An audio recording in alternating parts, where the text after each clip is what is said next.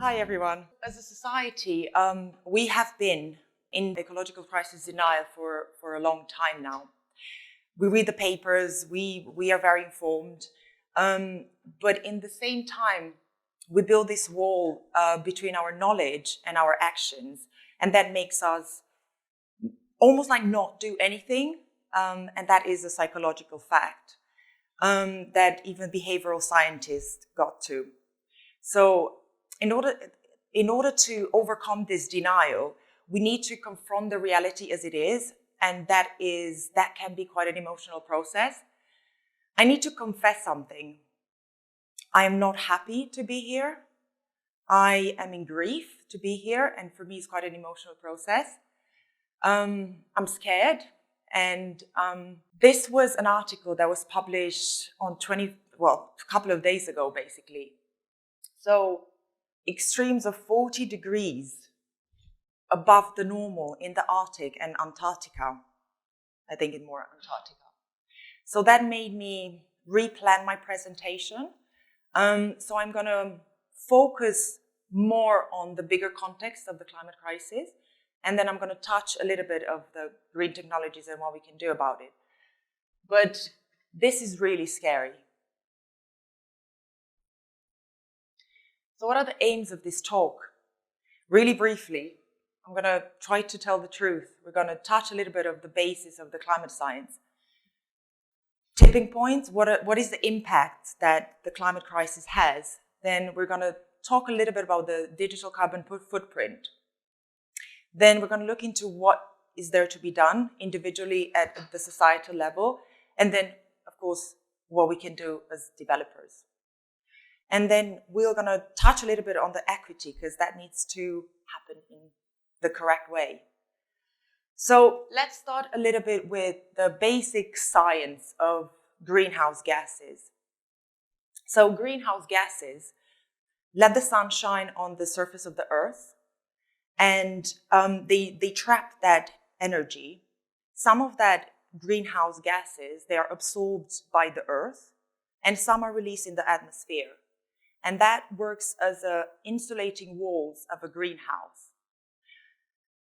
And there are several greenhouse gases, and the most important ones are the carbon dioxide and methane. And carbon dioxide comes from, the producing a fossil fuel, so pretty much everything that we consume, oil, gas. Methane comes, majority of it, from livestock, burps and fart, pretty much, but also from production of other fossil fuel, right? The problem with greenhouse gases, which made the whole world very habitable and very good for the people to live in, and animals, biodiversity, etc.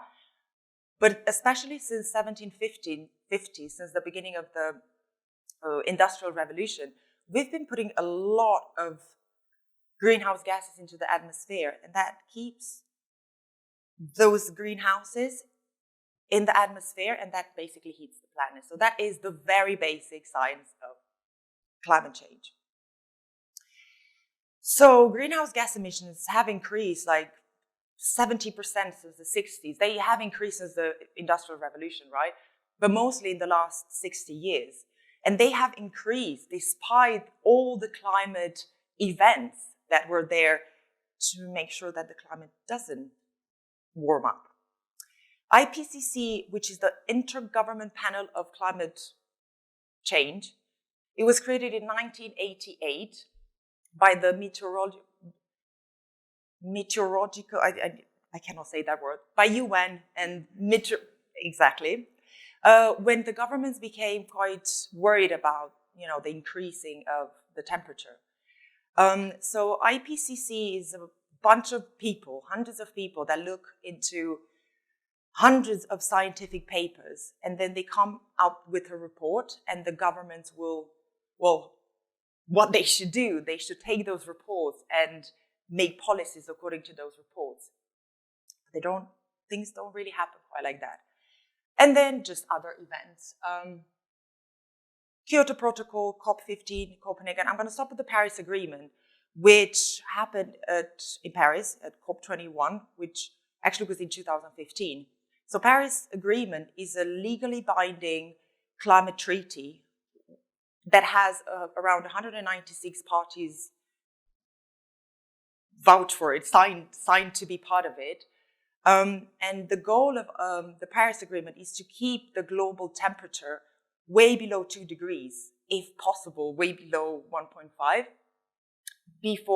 compared to the pre-industrial levels.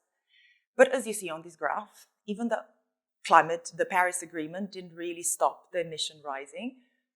The reason why I postponed to rejoin SUGCON in December, it was because I joined COP26, the last big climate event in Glasgow, and still 2021 was still like emitting more than previous years, despite the fact that it was still the pandemic. So, how many of you know about the tipping points? Do you know what tipping points mean? Some of you do, great. Okay, we are facing the greatest challenge that humanity has ever encountered, which is the possible collapse, highly possible collapse of our life support systems. So the world has faced a lot of calamities and horrendous events like war, famine, genocide, but we somehow managed to overcome that and somehow. But what we are facing right now, it has completely different nature. So these are some of the Earth is a very complex system that is built out of smaller complex systems. These are some 9 of them, right? And they have these complex systems, they can absorb a certain amount of stress, right? But if that stress gets to a certain point, then those systems' state will completely change into a new state. And that is absolutely irreversible. And the scientists call this one hysteresis, when a system completely changes its state into something else that basically in humans were not made to live in those new states of those systems. So don't bother reading. It's I do highly recommend to follow that link. That is a lot of science and a lot of information is there. So if we allow the world's complex system to tip into this state, as I said, in which humans most likely cannot survive, it will effectively be impossible, and it will be impossible to tip them back. So basically, the Earth is going to transition from a habitable state into an uninhabitable state. These are some of the tipping points that the scientists warn us about, and we're really close in reaching many of them. So what are the impacts that we see right now? Well, deforestation, animals dying, fires, and that is not even happening in the South Hemisphere, which is, by the way, more impacted than the North Hemisphere. Floods, refugees, war refugees, and climate refugees, drought, and Pacific islands disappearing because of the sea level rise. I've been at Glasgow last November, and they actually raised this concern, but obviously no one listened. And coral reef bleaching and eventually disappearing. So, okay, let's go back to the IPCC report. So the governments became very concerned, and they went to IPCC and said, okay, let us know what's going to happen if you're going to reach 1.5, and what's going to happen if you're going to reach 2 degrees Celsius. And they were their response was quite dark. So they said, we absolutely need to not reach 2 degrees, and we need to keep much below 1.5. But even 1.5 is not yet safe. And even right now, we're at approximately 1.2 degrees, and people are dying. Species are extinct as we speak. So, at 1.5, what's going to happen? Hundreds of millions of people would be affected by water scarcity, all of this. What's going to happen at 2 degrees? At 2 degrees, the risks greatly increases, so more millions of people would face all of those in the previous list. Plus, complete and irreversible destructions of ecosystems, widespread food insecurity, and the IPCC illustrates this with major political destabilization and sharp increase in extinctions. digital carbon footprint. So right now we have like 4+ billion internet users. In terms of emissions, 3.7 of total carbon emissions come from the internet usage. If the internet would be a country, that would be the 7th country most polluting. It's estimated that by 2025, that number will double. By 2040, it's going to be 14% of total emissions. And is number 3, just after China and US in terms of electricity consumption. Why is that? So that is due to manufacturing and shipping, two major ones, and powering and cooling. There are like several other elements here. I want to just talk about the email. So for a business user using the email throughout the year, they consume approximately 135 kilograms of CO2 they emit. So that is approximately like driving 500 kilometers, which could be quite a lot when you think of, how many internet users there are. Let's talk a little bit about online streaming. Online streaming is due to energy usage and carbon emissions. And carbon emissions come from device, network infrastructure, and data centers. We need to be concerned around online streaming of the electricity usage. 1 hour of Netflix show that's in 2019 consumes approximately 39 grams of CO2. That doesn't really sound a lot. But then in 2021, Netflix has almost 200 million paid subscribers. And my assumption is that they're like almost double in terms of like subscribers that don't pay.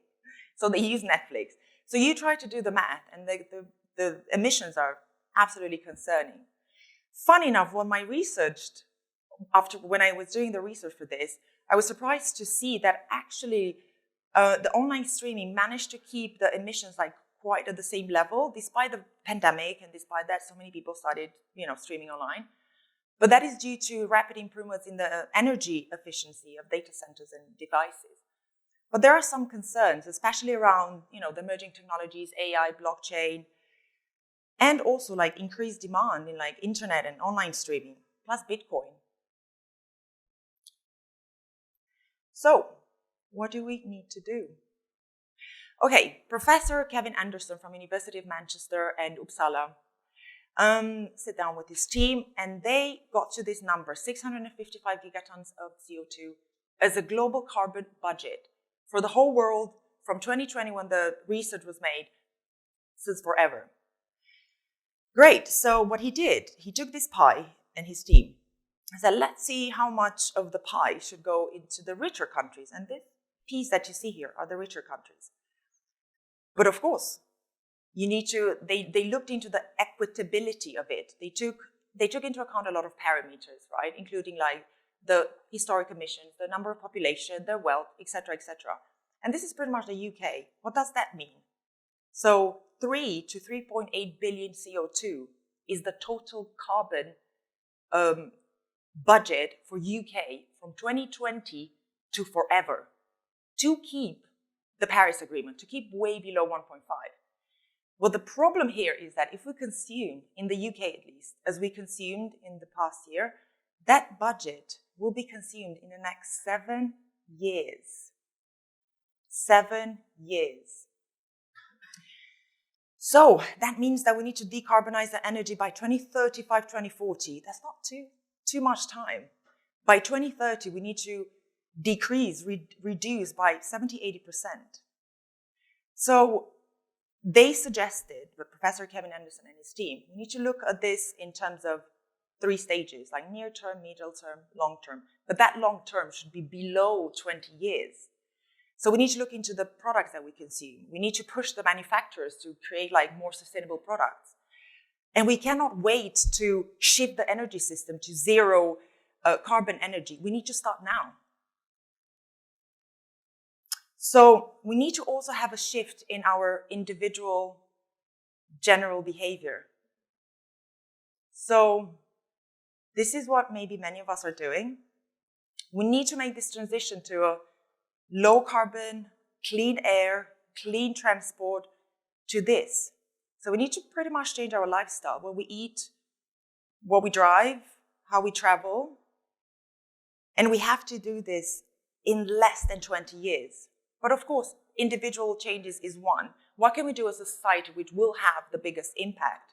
So one of the main things we need to do is like identify the big carbon impact and reduce it and talk about it, first of all. Talk about it in our universities, in our schools, in our football games, with a church, whatever. We need to engage a little bit politically. In UK, it's quite easy to write to your MP. If they don't care about you, they care about your votes. Just keep them accountable for not creating policies that are sustainable. Join an environmental movement. It's proven that civil disobedience works. I'm part of Extinction Rebellion. We're starting a massive rebellion in London, 7th April. Whoever's going to be there, join us. If not, donate for other people to do that. How to reduce the internet carbon footprint? So there are several points that I added here. They might seem quite small, but if we all do it, it will have a big impact.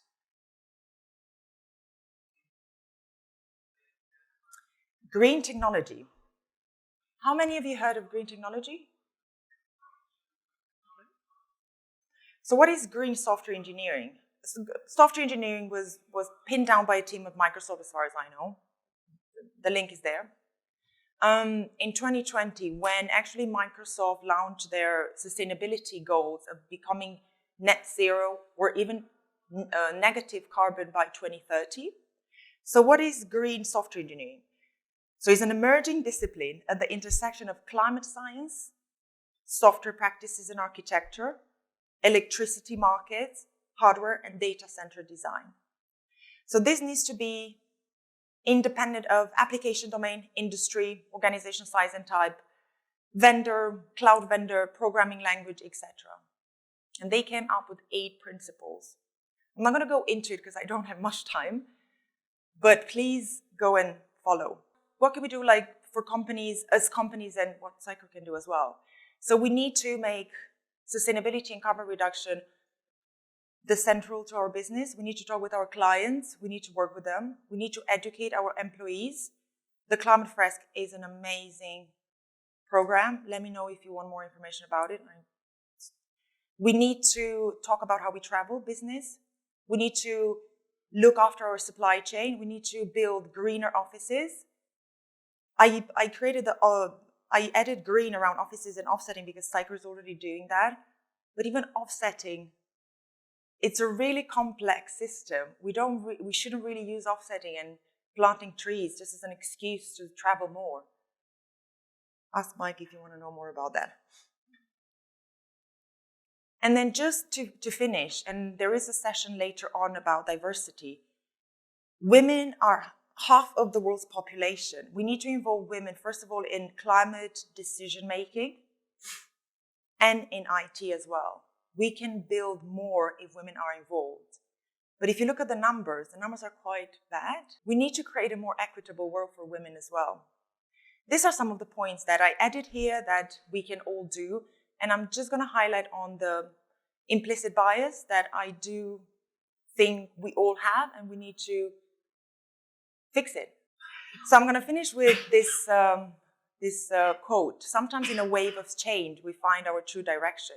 And I want to invite you to, together with me, to make the change, and maybe we can find our direction together. And that's pretty much it. Thank you.